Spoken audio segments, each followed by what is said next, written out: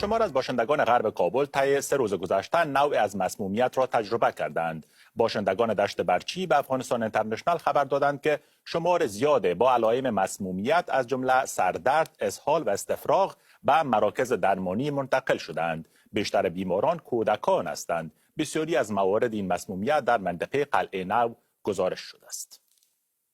خانواده ما 7 نفر هستیم، 5 فرزند داریم، خود ما و خانم ما. تنها کسی که سالم مانده خودم است. خانم من اینجا پشت پرده است، مریض است.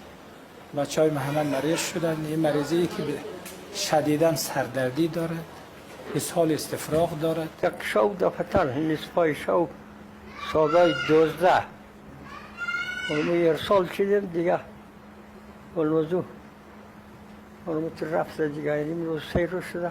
این بررسی شده دیگه که مشکل چیست دیگه. یعنی تنها ما نیستیم، یک ساحه است که اینجا کنترل نشه، ممکن است که کلی جای پخش شه.